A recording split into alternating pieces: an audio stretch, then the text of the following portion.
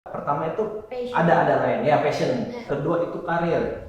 Gue agree sama statement kayak kerja tuh harusnya sesuai sama passion. Nah tapi sebenarnya paling penting itu bukan kerja sesuai passionnya, kayak harus balik ke rootnya dulu. Gimana caranya lo tahu sebenarnya passion lo apa? Karena nggak semudah itu kan.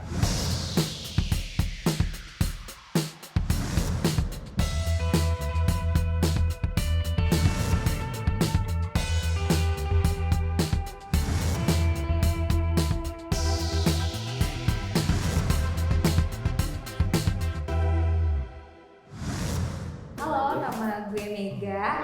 Gue berprofesi sebagai karyawan swasta dan gue umurnya sekarang 23 tahun. Gue sebagai Gen Z. Hai, gue Penny, gue umurnya 24 tahun ini dan profesi gue itu warehouse operational lead di salah satu brand keramik gitu. Jadi gue juga perwakilan dari GZ. Oke. Halo semuanya, gue Rangga. Nama lengkapnya Rangga Dikadana Permata Rangkuti, yang penting. Profesi gue HR manager di startup company. Terus umur gue tahun ini 28 dan gue perwakilan milenial. Halo, perkenalkan nama si Ardi Pernazuri. Lu bisa manggil gue Ardi. Profesi gue sebagai aktor freelancer, kurang lebih kerjanya di entertain seperti itu, mungkin ada yang tahu. Gue mewakilkan sebagai generasi milenial.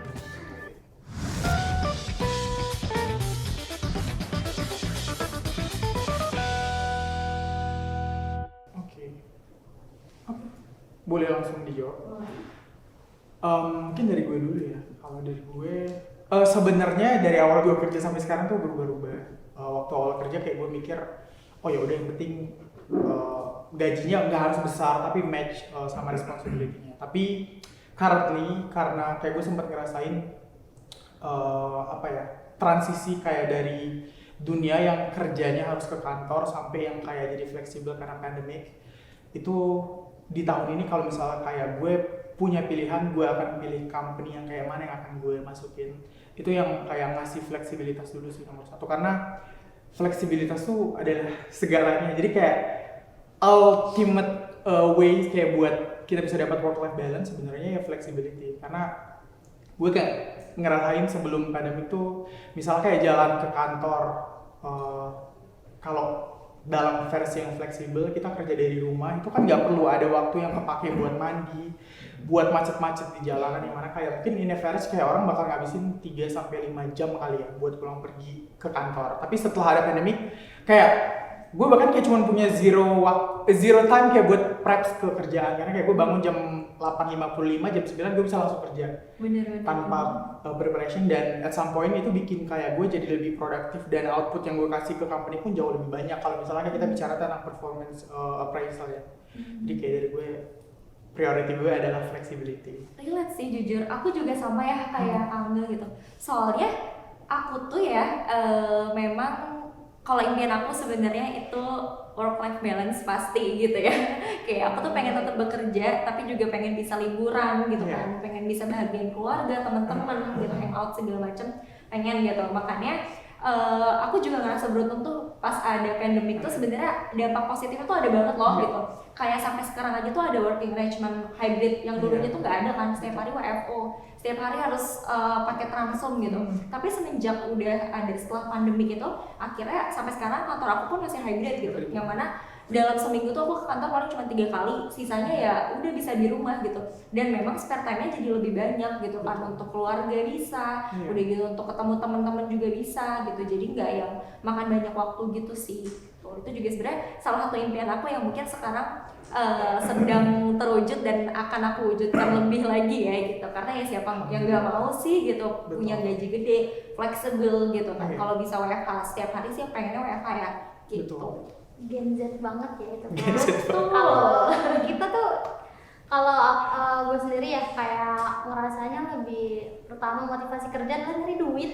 Itu yang pertama gitu. Karena kenapa?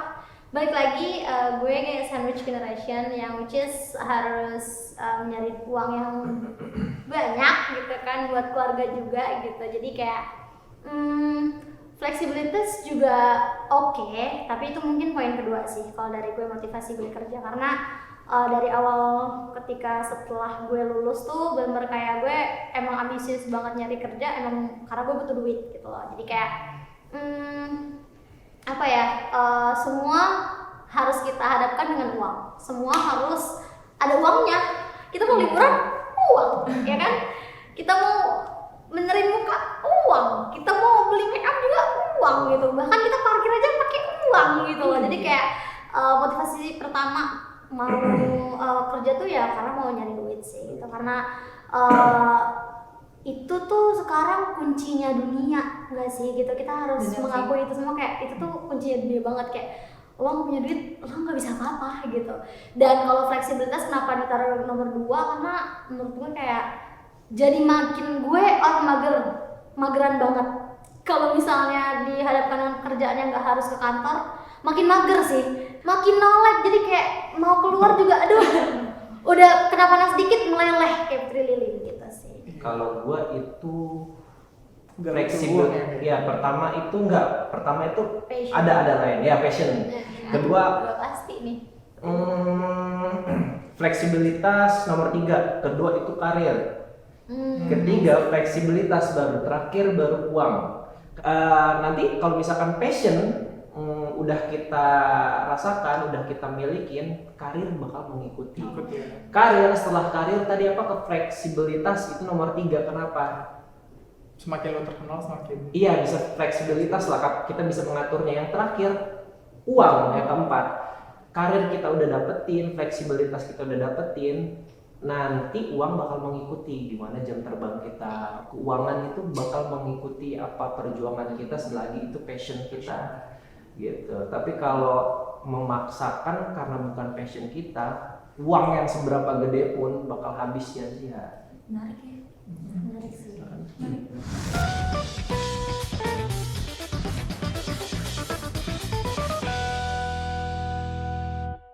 Waduh, ini kayaknya bisa jawab dulu si abang ya, karena Iya. tadi bahasanya passion. Passion abis. Harus dong, harus dengan sesuai passionnya. Itu kembali lagi, orang kalau menurut saya, kalau mau gaji berjuta-juta, kalau pribadi saya nggak bakal maju. Yang ada dia uangnya habis, cuman pengen main-main, karirnya gitu-gitu aja. Tapi kalau dia mulai diawali dengan passion, walaupun gajinya kecil, insya Allah itu karirnya bakal pelan-pelan bakalan ada, dan nanti karir mengikuti, uang pun mengikuti, kayak gitu. Passion tuh penting banget. Gue agree sama statement kayak kerja tuh harusnya sesuai sama passion. Karena biasanya kayak bigger outputnya adalah sering disampaikan sama Bang Armi tadi ya. Kayak ketika lo ngelakuin pekerjaan yang sesuai sama panggilan hati lo, seberat apapun yang lo lakuin bakalan kerasa nggak berat. Misalnya kayak gue passionate about payroll ya. Mungkin kayak orang biasa kayak ngitungin gaji orang, ngitungin pajak orang kayak capek, pusing. Tapi kayak gue happy ngelakuin itu. Nah, tapi sebenarnya yang paling penting itu bukan kerja sesuai passionnya. Kayak harus balik ke rootnya dulu. Gimana caranya kayak lo tahu sebenarnya passion lo apa? Karena nggak semudah itu kan. Mungkin kalau buat beberapa orang yang kayak dia punya, kita kalau di HR bilangnya technical competencies, dan dia udah tahu. Misalnya kayak seorang engineer, dia tahu dia bisa coding dengan bahasa ABC. Nah, berarti passion dia adalah kayak melakukan pekerjaannya sesuai sama technical competencies yang tadi. Tapi kan ada banyak kerjaan, ada banyak background pendidikan itu yang nggak saklek kayak gitu. Nah, makanya yang perlu banget kayak dicari mungkin kayak buat adik-adik yang baru setahun, 2 tahun, 3 tahun kerja atau malah masih kuliah, ya dicek dulu kayak sebenarnya kayak lo tuh ketertarikannya apa. Jangan kayak cuma ikut FOMO kayak passion, padahal sebenarnya kayak lo juga nggak tahu passion lo apa. Di itu sih. Kalau butuh bantuan di luar sana ada banyak tempat buat kayak ngobrolin itu, bisa ke psikolog atau ke tempat buat kayak konsult pekerjaan lah. Harusnya di kampus-kampus juga disediain kan ya career center dan gitu-gitu biar nggak lost. Atau kalau misalnya mau pakai metode gue ya cobain, karena gue juga lulus kuliah nggak langsung jadi HR anyway. Background gue juga computer science, jadi harusnya gue di-expect jadi software engineer atau technical engineer something like that. Tapi gue tahu gue tidak passionate ke situ. Tapi pas awal kerja pun gue cobain di bisnis dulu. Ternyata gue nggak passionate juga, terus akhirnya terjun ke HR dan baru kayak gue ngerasain oh ini ini adalah panggilan hati gue ternyata, kayak gue ngerasa enjoy, makanya dalam beberapa tahun karir profesional lumayan juga. Cuman again kalau yang metode gue tadi kan jadinya harus coba-coba, ada waktu yang ada kayak gue korbanin kan. Karena kayak di bisnis pun kayak gue lumayan lama, kayak sempat 2 tahun tapi harus ngulang lagi dari nol kayak pas gue mulai jadi HR kayak gitu. Mungkin Ya dari sih, kalau dari Bang gue juga kayak sesuai passion tuh harus banget sih menurut gue, kayak nyari sesuatu yang emang diri kita tuh penting gitu kan. Tapi emang ya sekarang banyak banget kayak gue basically dari hukum gue juga suka public speaking dan lain-lain, berdebat itu nomor satu gue. berantem ya. Berantem pokoknya ya kalau hukum kan.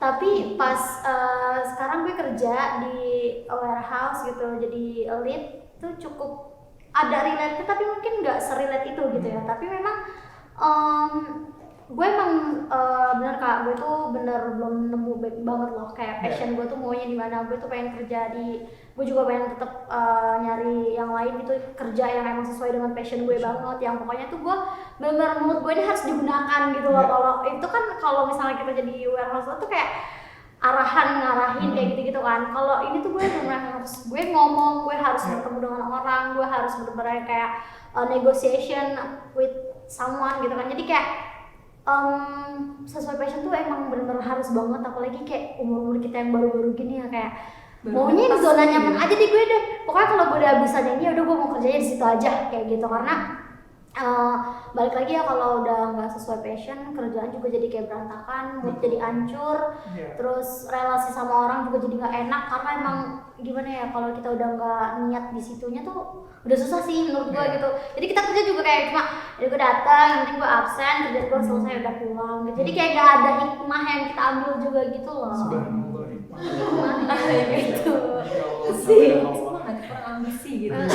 Tapi iya sih, aku agree juga sama Karangga, lagi-lagi kita relate ya soal nyicipin tiap bidang gitu kali ya bidang pekerjaan. Karena jujur aku pun linjur nih gitu. Aku kuliah tuh teknik, terus bekerja awal itu aku sebenarnya nggak langsung di marketing, aku di area customer support, customer relation dulu. Iya, karena memang aku tuh baru recognize juga loh kayak minat aku tuh sebenarnya di mana sih gitu, dan bakat aku di mana. Aku tuh dari dulu bener-bener nutup mata banget soal bakat apa sih yang aku punya gitu. Selalu bilangnya kayak aku nggak punya apa-apa, nggak punya bakat apa-apa, nggak bisa apa-apa gitu loh.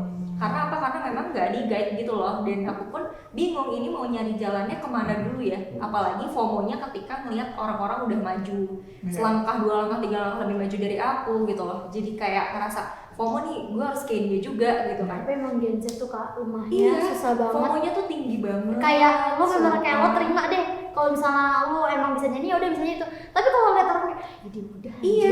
kan balas bareng gue lulusnya kemarin kayak gitu Kak. Gitu, Dan FOMO-nya lebih ke di situ sih. banyak banget teman-teman gue juga yang bilang kayak nyari passionnya tuh gimana sih kayak gitu. Kita tuh belum tahu loh. Kayak gitu kan. kebingungan gitu. Kalau kayak Karangga tadi kan tipsnya coba-coba ya. Sedangkan kayak ya makin kesini umur juga makin ya, makin tua dan makin tua gitu kan. Jangan bahas tua, kita kami kita berdua. Iya juga sih, maksudnya makin nambah gitu ya umurnya. Terus passionnya juga gak ketemu. Emang apa ya, fokus utamanya anak-anak Gen Z tuh kayak belum nemu passion. Iya, karena itu sih apa yang disukain tuh belum tentu juga itu yang cocok gitu loh. Karena aku ngerasa aku tuh bisa gampang suka sama segala hal gitu.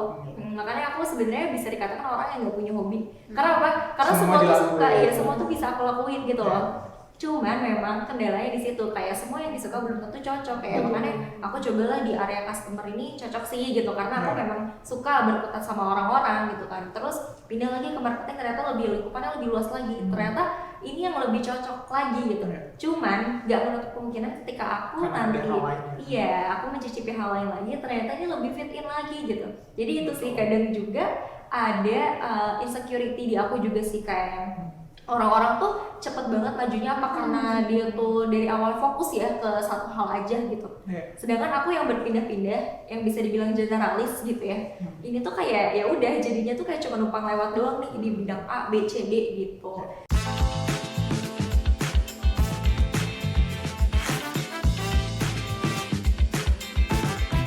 Nikmati kelezatan di setiap gigitan. Back ID, teman setia saat lapar menghampiri. Back ID, where everybody tells a story.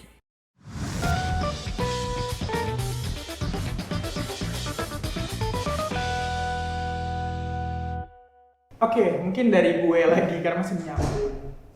Tapi kalau ini dari personal view ya. Ini pun jawabannya kayak gue temukan setelah gue bekerja bertahun-tahun. Jadi kayak bukan decision karena kayak satu waktu gitu. Karena part ini juga nggak saklek. Tapi kalau buat gue, part yang paling penting di pekerjaan itu adalah culture yang ada di company itu sendiri sih. Karena dua hal lain yang tadi di-mention, which is gaji, sama yang satunya kayak kesempatan untuk berkembang. Itu secara default tidak akan terpikirkan buat kita capek kalau misalnya culture yang ada di company itu sendiri ternyata nggak support. Gue kasih tahu aja, ini real story dari gue. Jadi kayak gue pernah kerja di satu company yang gue nggak perlu mention di mana, tapi ternyata gue nggak bilang culture-nya toxic juga ya. Tapi ternyata tidak sesuai sama kayak gue punya preference. Misalnya kayak, ya bisa dilihat kayak gue kan sangat rebel ya anaknya. Kayak gue pakai anting, gue pakai tato dan lain-lain. Tapi kawan ini ternyata kayak tidak nge-support part itu, yang akhirnya dari awal gue masuk pun tuh kayak gue udah dengar desas-desus kalau somehow beberapa orang tuh kayak ngebully gue di belakang. Yang mana kayak padahal selama gue kerja di tempat yang lain tuh ya itu bukan isu, karena kalau di startup kan emang bebas banget kan. Bahkan co-founder ke kantor pakai celana pendek juga possible. Itu sweateran doang nih. Betul. Kantor ya sih, sendal Pakai jepitan doang tank nih. top juga nggak masalah, Iya. karena ya emang yang diukur kalau di startup itu kan basically kayak ya outcome kerjaan lo. Selama kayak semua KPI, semua QR centang hijau kayak yaudah nggak akan jadi isu. Nah dari situ kayak akhirnya kayak ya gue ngerasa nggak nyaman gitu loh, karena kayak setiap hari gue pasti kayak ngerasain kayak ada orang yang natap sinis dan lain-lain, yang mana akhirnya boro-boro kayak gue mikirin gue akan dapat chance buat even kayak grow daripada posisi gue sebelumnya. Kayak sesimpel gue buat menghabiskan hari dari jam 9 ke jam 5 aja kayak udah kayak pusing banget, ini gimana caranya kayak biar cepet ke jam 5. Ternyata culture yang tidak fit sama lo itu bakalan ngaruh ke banyak hal sih, terutama ke mental health. Terutama gue bukan Gen Z ya, tapi waktu kejadian itu kayak gue ngerasa gue sampai PTSD. Yang kayak gue pikir mental gue strong dibandingkan Gen Z karena gue milenial, ternyata gue nggak se-strong itu. Jadi kayak sempet impact ke part itu yang sampai kayak ketika gue dapat notif email, padahal nggak ada hubungannya sama kantor, kan di HP tuh ada email personal juga kan. Gue tuh kayak selalu kebayangnya email dari kantor dan gitu-gitu, kayak yang separah itu. Dan ya itu makanya kayak kalau dari gue personal kayak jangan pernah kayak tergiur sama uang doang, tapi kayak lo cari tahu juga kayak company itu culture kayak gimana. Tapi sekarang kan zaman udah modern. Kalau corporate, kalau entertain gue kurang tahu cara-caranya gimana mas. Tapi kalau corporate atau startup kita bisa cari di e-commerce, tahu kan yang di Instagram yang suka ngejulitin semua company, atau kayak lo lihat aja kayak Google review atau Glassdoor review kayak buat make sure sebenarnya ada bad endorsement nggak sih buat company itu. Kalau misalnya kayak ada satu aja, jangan masuk. Soalnya tricky banget sih, jujur aku juga sama ya, lagi-lagi aku juga kenapa memilih startup karena memang aku melihat dari culture gitu loh. Karena aku jujur nggak suka sebenarnya terikat dengan aturan yang apalagi yang kolot tidak gitu. necessary ya. Iya, yang kolot yang menurut aku tuh kayak itu tuh sebenarnya nggak begitu penting loh gitu. Yang penting adalah esensi kerja kita gitu loh. Kalau misalkan esensi kerja kitanya udah oke gitu, ya udah tadi lagi balik lagi outcome-nya oke. Ya udah gitu loh. Ini bikin company growth juga kan sebenarnya. Jadi itu aku juga sebenarnya setuju ya karir, karena menurut aku dari culture tuh bisa menunjang karir growth juga sih, bener. Kayak kita udah lingkungannya sehat, kita juga bekerja dengan pikiran nih selama 8 jam gitu kan. Mikirnya juga jadi enak gak sih, brainstormingnya juga enak gak sih dengan teman-teman gitu kan. Terus juga sama atasannya segala macam.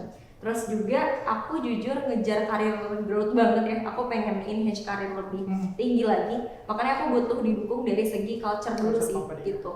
Itu sih. Kalau gue sendiri ya karena emang gue pertama kali kerja, jadi mungkin orientasinya sih gaji sih. Kayak kalau tadi kan berdua nih harus culture-nya gitu kan. Karena gue balik lagi ya, gue mentalnya udah kebentuk dari zaman SMP kali ya, udah SD bahkan pernah. Jadi udah kebentuk dari kecil. Jadi kalau culture sih gue sama sekali kayak penting sih gitu untuk menyamankan diri kita di tempat kerja. Tapi lagi dan lagi orientasi saat ini emang masih nyari uang gitu, masih emang duit banget gitu loh, anak otak duit gitu lah. Jadi kayak untuk culture apapun itu gue masih kayak ya udahlah gitu. Padahal gue emang tipikal yang kalau kerja juga nggak bisa ditekan banget, tapi bukan yang kayak ditekan terus ngambek udah gitu, enggak sih, kayak ya tetap gue kerjain walaupun sambil komat kamit gitu ya, tapi masih tetap gue kerjain gitu. Kalau yang gua harapkan di entertain tuh bukan culture-nya sih, katanya udah biasa. Ininya sih lebih kayak Perkembangan karirnya. nah itu salah satunya kayak pengalaman yang kita dapatkan dalam suatu produksi di salah satu production house. Misalkan gue pernah main di salah satu misalkan ini ya, ini kan gue baru merintis juga, bukan siapa saya, belum apa-apa juga.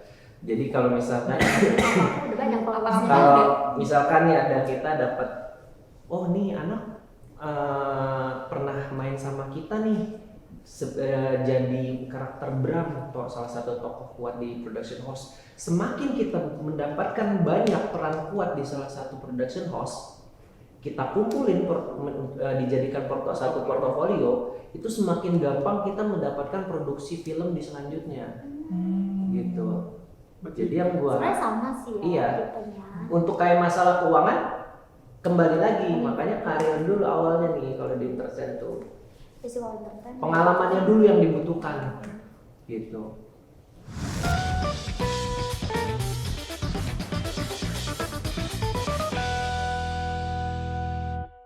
Aku mau jawab deh. Aku pengalaman sih, jujur. Karena yang tadi udah aku jelasin juga ya, aku masih di fase recognize nih. Aku tuh sebenarnya passion bener-benernya tuh di mana gitu. Jadi ya pasti pengalaman gitu. Karena aku suka banget, masih yang suka dan hobi kali ya gitu untuk menjajaki hal-hal baru gitu, untuk knowing deep lagi tentang potensi diri aku gitu. Kayak ngasah-ngasah lagi tuh masih penting banget sih menurut aku gitu. Eksplorasi ya. Iya. Iya, dari gue juga sebenarnya masih lain sama pertanyaan sebelumnya. Masih sama, sampai umur 35 gue bakalan cari new experience. Di atas 35 baru bakalan mikirin stability sih. Jadi masih sama. Pengalaman sih. Ya karena emang gue sukanya berpetualang seperti Dota jadi kayaknya sukanya tantangan baru.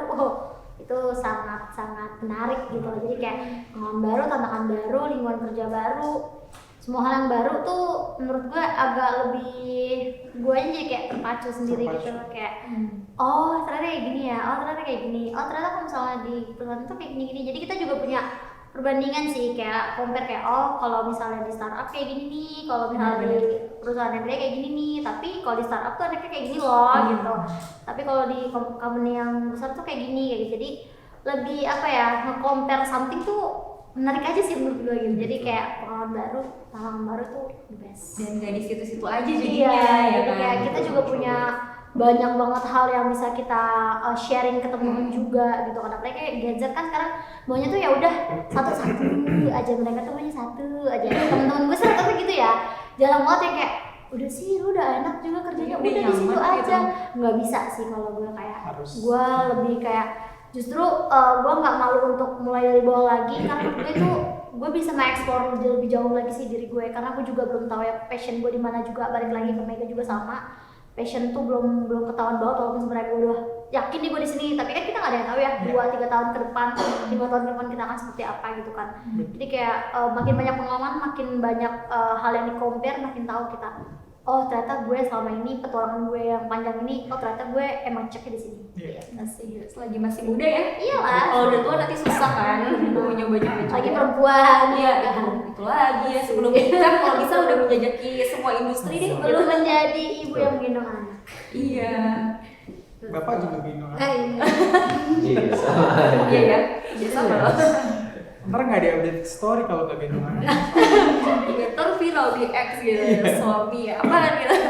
Mas gimana? Sama, ngikutin udah dewasa semua tadi pengalaman. Oke.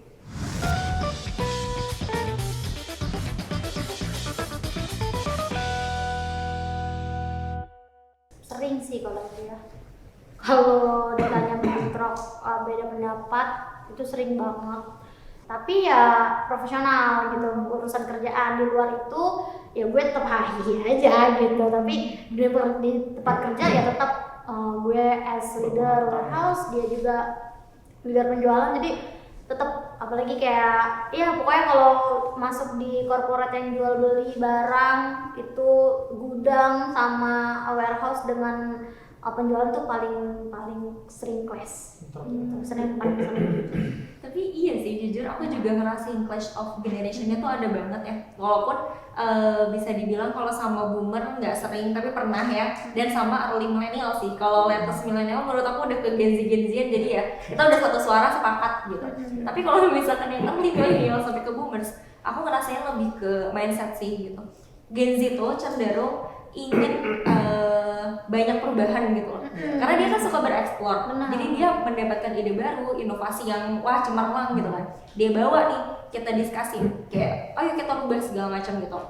Tapi kebanyakan dari geng yang tadi early millennial sampai ke boomers itu menolak perubahan tersebut gitu. Karena dinilai ya mungkin tidak efektif, tidak efisien gitu, dan tidak sesuai sama apa yang udah mereka rancang dari dulu gitu. Tapi kan kalau dari sisi aku sebagai Gen Z, kita kan sekarang udah transformasi digital ya, dan udah pasti ide-ide kita juga ya udah masa kini gitu loh, udah sesuai dengan kondisi dan situasi sekarang gitu, udah applicable itu. Jadi clash-nya tuh di situ kadang, dan gak mau kalahnya tuh ada banget dari dua-duanya gitu. Dari kita kayak, tapi nggak bisa gini terus dong, kita butuh kemajuan juga gitu. Tapi dari ya mereka gitu mikirnya kayak ya kemajuan tuh nggak bisa langsung sepesat itu gitu. Kita tetap harus dengan apa yang udah kita jalanin dari dulu kayak gitu. Kalau Gen Z tuh jadi kadang gitu gak sih, tau banget clash-nya. pengen nyoba hal baru Iya, gitu. bener. Tapi kalau untuk yang udah milenial ke atas tuh kayak udah sih yang ada aja gitu, dijalanin, dipantengin kayak gitu. Cuman kadang jadinya Gen Z mengalah ya, karena kan ya tidak punya power. iya betul, tidak ada power dan dan dia menghargai juga gitu kan, gitu sih. Betul, kalau gue to be honest, gue selama mereka jawab gue mikir pernah nggak ya gue kerja sama Gen Z. Karena to be honest, gue kerja di beberapa company, even co-foundernya aja tuh belum sampai 40, berarti masih milenial kan. Terus gue punya team member itu selalu seumuran atau lebih tua. Karena di HR biasanya kayak, apalagi payroll dan tax itu kayak butuh orang yang emang udah expert kan. Kayak kalaupun ada kesempatan buat Gen Z paling kayak intern doang. Dan karena biasanya intern kan masih jahim ya, gue gak pernah ngerasa ada clash berarti. Kalau between generations ya, kalau sesama milenial adu hantam sering. Tapi karena konteks yang ditanya ke Gen Z gue gak pernah sih. So far masih aman. Ya mungkin karena gue belum pernah kayak ada satu setting kerja full time to full time sama Gen Z sih. Mungkin bisa dicoba ya di sini. Menarik sih, apalagi jangan cari Gen Z kayak gue ya. Gak apa-apa, Ben. Saya belum baca ya soalnya. Saya nggak baca kok sama gitu. Lo gimana Mas? Kalau di entertain kayaknya sama Gen Z tuh belum pernah sih, lebih kayak acting aja. Karena kalau di entertain tuh Gen Z sama milenial itu malah bisa disandingin ketika mendapatkan peran, bisa digabungin karena kan nggak ketahuan umurnya. Mirip ya. Iya kayak misalkan itu yang Gen Z-nya umur 22 lah gitu. Iya. Guanya 30 masih bisa dicocok-cocokin gitu. Kelihatan sama. Yang bentrok apa ya? Bentroknya paling ketika adegan acting doang gitu. Oh itu nggak bentrok dong. Karena emang scripted begitu ya. Iya. Terus apa ya? Nggak ada yang bentrok sih Sam. Nggak ada sih, biasanya mentor tuh Gen Z dengan Gen Z gitu ya. Biasanya sama ya. Sama. Karena kayak adu ide yuk gitu kan. Sama-sama pengen Gue lebih oke menonjol sih, ya. gue lebih oke sih. Betul.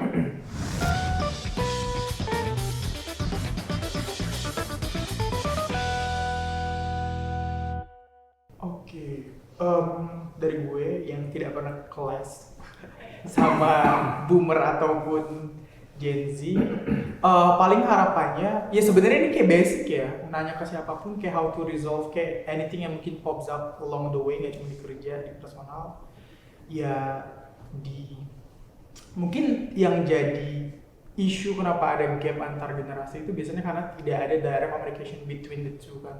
Kayak ya udah pakai asumsi, kayak misalnya yang milenial tuh udah pakai asumsi kayaknya kalau gue ngomong ke Gen Z cuman bakal membal doang, padahal sebenarnya belum dicoba. Terus yang Gen Z-nya juga kayaknya kalau gue request buat perubahan ke milenial mereka belum tentu mau, karena kayak ya mereka udah tua, maunya kayak something yang udah sama-sama aja.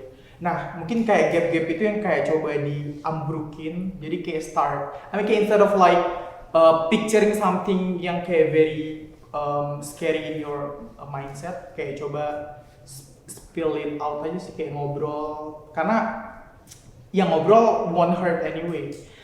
Biar aman antar generasi, udah kayak lo put aside semua ketakutan dan mulai berkomunikasi lah ke antar generasi, biar kayak in the future ya harusnya itu udah bukan something yang perlu jadi blocker di kerjaan kan. Mungkin dari gue itu doang sih. Kalau dari gue mungkin saling menghargai aja ya gitu, maksudnya karena tuh kadang kita yang Gen Z juga kayak suka menganggap remeh yang milenial, atau sebaliknya milenial juga bahkan lebih sering untuk menganggap kita remeh gitu. Maksud gue kayak kita balik ke porsi masing-masing gitu kan, apapun kerjaan lo, even gue Gen Z atasan lo, tapi bawahan gue ternyata anak-anak milenial juga kayak ya tetap aja profesional dan saling denger sih, saling mau dengar pendapat satu sama lain. Jangan kayak tentang gue Gen Z terus menurut yang milenial kayak enggak nih nggak bisa gitu. Lebih kayak gapnya dihilangin juga, nggak apa-apa gitu. Kita coba buat lebih banyak discuss aja sih, banyak discuss, banyak tukar pikiran, banyak sharing. Jadi antara Gen Z sama Gen milenial juga nggak yang ngerasa kayak ini emang yang pemikirannya zaman dulu banget, terus yang Gen Z juga pemikiran terlalu muda banget gitu kan. Jadi kita sama-sama, kenapa nggak kita gabung, terus kita ngomongin yang gimana nih baiknya, betternya gimana nih gitu, kayak dari sudut pandang milenial kayak gini nih, dari sudut Gen Z kayak gini, oh kita cari nih jalan tengahnya, lebih banyak di komunikasinya lebih diperlancar lagi aja sih gitu, karena itu yang menurut gue bisa ngurangin gap-gap kita antar generasi kayak gitu. Benar, setuju sih. Sama ini sih, mungkin aku mau take note ya untuk para milenial yang masih berpikiran kalau Gen Z males, Gen Z terlalu santai gitu. Stop, karena sebenarnya kita nggak seperti itu ya gitu. Nggak semuanya. Iya, nggak semuanya juga gitu. Bukan malas, tapi memang kita punya cara tersendiri gitu ya. Dan juga bukannya terlalu santai, tapi memang begitulah cara kerja kita gitu. Kita harus saling pahamin aja sih satu sama lain gitu. Karena kalau mau cari jalan tengahnya susah ya. Jadi lebih baik saling nurunin ego untuk mengerti dari sisi satu sama lain sih. Gitu. Dari Mas Ardi mungkin. Itu saling mengerti satu sama lain aja. Kami sebagai milenial bisa menjadi abang-abangan kalian, bisa menjadi orang tua kalian, bahkan bisa menjadi suami kalian atau pacar kalian. Jadi Agak serem partai. Agak berat ya. saling Mengisi menghormati satu sama kekurangan. lain aja, Iya. mengisi kekurangan satu sama lain aja. Oh, paling sama satu tambahan dari gue, mungkin ini gue belajar dari yang gue lihat di zaman orang tua gue ya. Jadi kayak buat milenial belajar dari boomers, kan waktu transisi kepemimpinan gak tuh? Ya di semua bidang itu waktu boomers ke milenial kan, boomers kayak ngerasa kayak waktu mereka tidak akan pernah berakhir kan. Jadi kayak mereka ingin ngerasa selalu berkuasa. Nah mungkin kayak buat millennials ya kita kayak harus ready kalau akan ada masa dimana kayak semua yang in charge itu adalah generasi mereka. Karena akan ada masa dimana kayak usia kita redup kan, dan kita harus memikirkan kehidupan di alam yang selanjutnya. Canda seperti itu. Tapi ya intinya itu, jadi kayak lo harus ready juga sih, dan jangan kemaruk sama kuasa yang lo udah punya, apalagi sampai kayak ngebantu anak lo dapat kerja. Aduh, Oke, lanjut. offside, prit. Oke.